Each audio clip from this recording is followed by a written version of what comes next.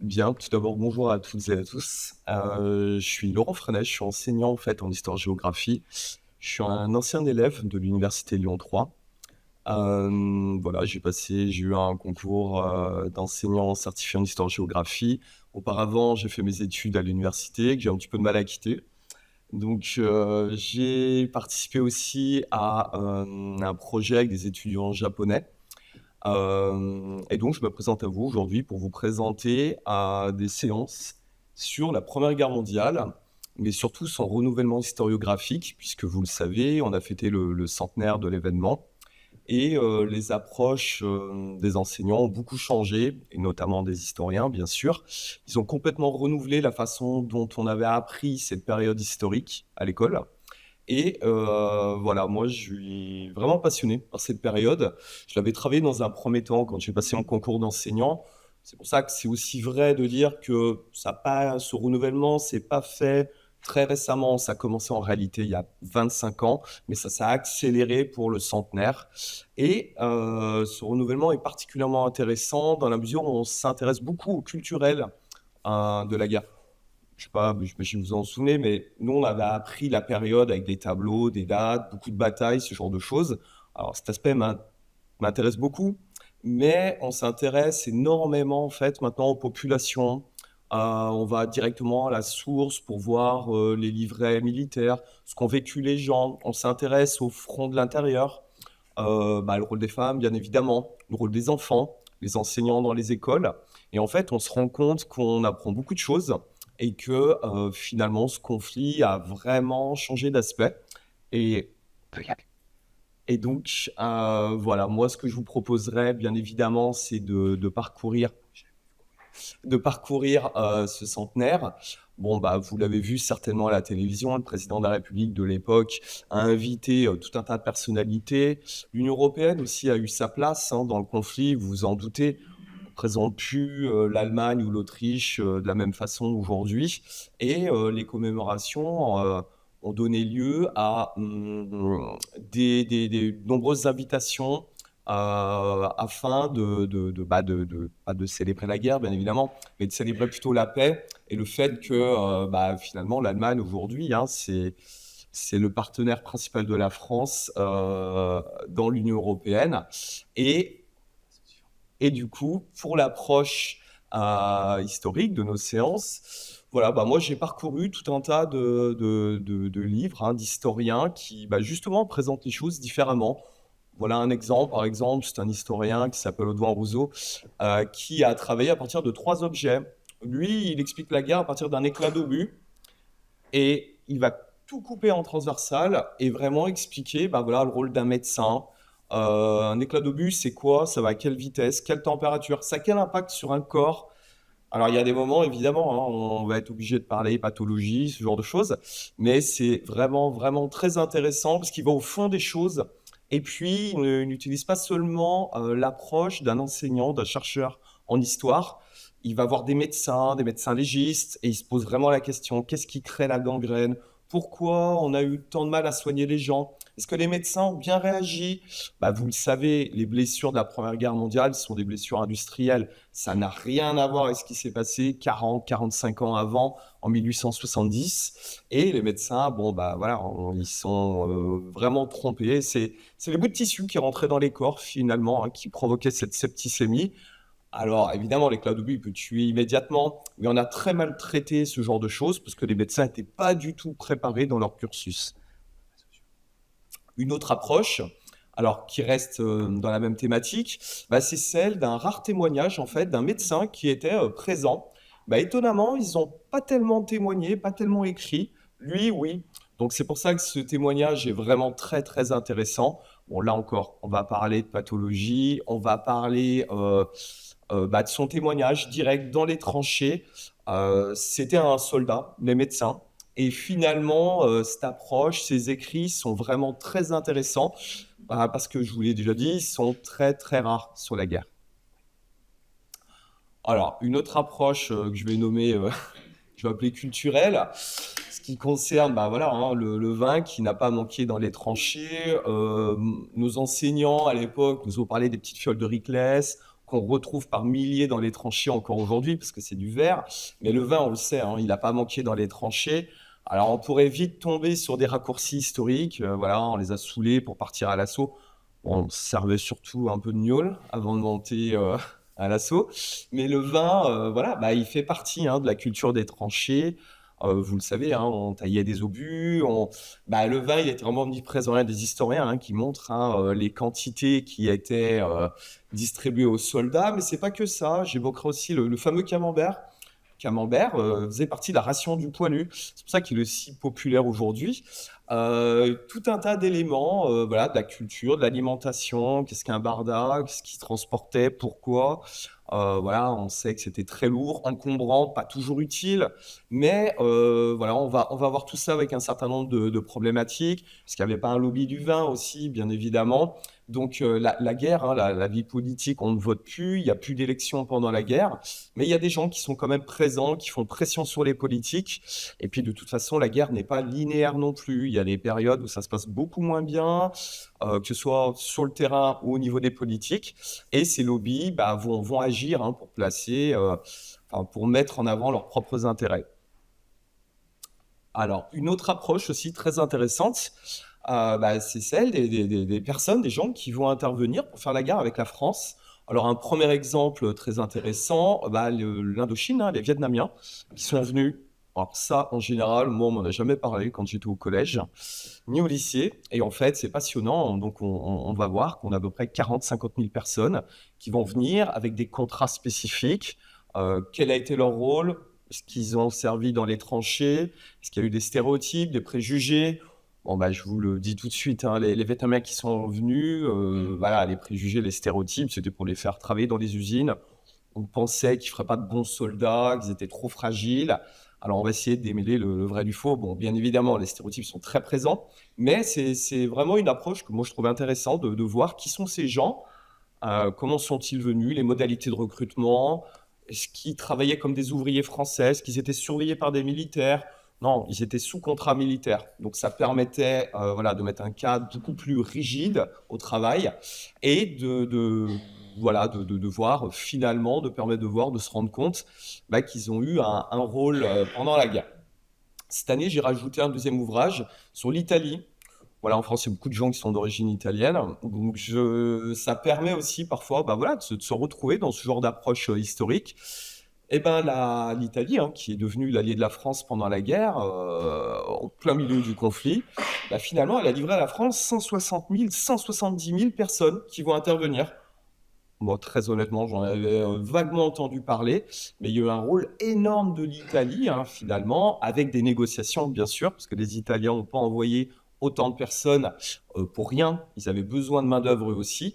Mais c'est très intéressant de voir. Donc, on verra où est-ce qu'ils ont œuvré, à quoi ils ont été utilisés, quels étaient les stéréotypes des Français sur les Italiens. Il y en a eu beaucoup aussi bien de la population que de la part de l'état-major français.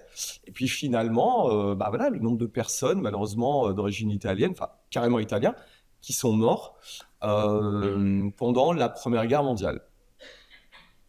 Alors ça, c'est un autre aspect. Je vous avais dit tout à l'heure que j'avais eu mon concours suite à mes études à l'université. J'étais muté sur Reims. Alors je l'ai très mal pris sur le coup. Puis finalement, j'y ai trouvé mon intérêt bah, parce qu'on est en plein sur la ligne de front. Et pendant mes heures perdues, vu que j'avais cours le samedi matin et que j'étais bloqué à Reims, bah, j'allais passer mon temps à faire un truc qui n'est pas très recommandé. Mais c'était d'aller un petit peu gratter sur les champs de bataille. Et puis, bien évidemment, c'est là que l'archéologie intervient. Et on trouve un bon paquet de choses hein, sur la ligne de front, aujourd'hui encore. Alors, ça va des fameux barbelés, terreur défensive. C'est vraiment un élément qui a eu un rôle central pendant la guerre, on ne le dira jamais assez. Ce que vous voyez un peu plus en haut, c'est un fragment d'obus, vous l'avez reconnu, mais il y a des petites billes à l'intérieur, ce sont les fameux obus Citroën, les obus shrapnel. Voilà, on évoquera aussi le rôle de l'industrie française pendant la guerre. Une guerre, ça se gagne avec les usines aussi, faut pas l'oublier.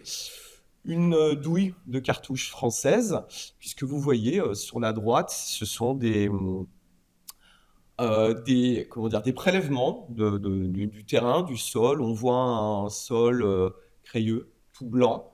On l'a tous vu dans nos manuels scolaires. Et puis sur la droite, c'est plutôt des sols argileux on va comprendre pourquoi le sol et la vie des tranchées, c'était vraiment un enfer en grande partie à cause de la nature du sol.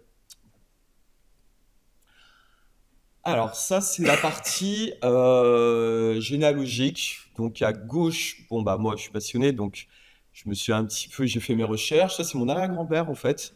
Alors lui, je l'ai trouvé dans les archives familiales. Puis ça m'a donné l'idée de gratter. Et Internet aujourd'hui, je sais pas si vous le savez, mais vous pouvez trouver le livret militaire de votre arrière-grand-père ou peut-être arrière-arrière-grand-père, je sais pas. Et en fait, vous avez un tas d'informations dessus qui vont du niveau scolaire, la taille, il manque que la photo, en fait. Voilà, le mien au centre, c'est son livret militaire. Alors lui, il a pris une petite bille de shrapnel justement dans la tête, comme quoi la vie, ça tient à pas grand-chose, si je suis là aujourd'hui. Et ça s'est très mal passé pour lui, parce que le livret, si vous remarquez, il y a des paragraphes différents. Et en fait, on se rend bien compte qu'après la guerre, ça s'est vraiment dégradé. Donc on va voir le suivi qui a été fait pour les soldats. La guerre s'arrête pas, enfin les traumatismes ne s'arrêtent pas le 11 novembre 1918, ça continue bien après. Et c'est passionnant parce que c'est écrit par des médecins, ou en tout cas leurs assistants, et au niveau pathologique, ils vont très loin là aussi. Ils vous expliquent vraiment de quoi a souffert votre aïeul, et c'est vraiment, vraiment très intéressant pour remonter tout un tas de choses. Bon, là, c'est purement de la généalogie, mais je pense que ça fait partie aussi des choses qui peuvent être intéressantes dans le cadre de la Première Guerre mondiale. Sur la droite, c'est une carte IGN qui est sortie pour le centenaire. Moi, je vous encourage à essayer de la trouver. Alors, c'est pas toujours simple, mais il y a quand même une chose qui est géniale, c'est que vous pourriez retrouver le tracé de la ligne de front, ou plutôt des lignes de front, parce que ça a bougé. Voilà, je vais être honnête avec vous, il y a un véritable tourisme lié à la Première Guerre mondiale. Alors moi, j'ai commencé il y a 5 ans, à partir du kilomètre zéro, qui est situé entre la Suisse, l'ancienne Allemagne de l'époque et la France. Et il y a vraiment le kilomètre zéro des tranchées. Et vous pouvez remonter jusqu'à la mer. Alors il y a des randonnées, il y a des nécropoles, il y a des fortifications, il y a encore des barbelés, il y a tout un tas de choses.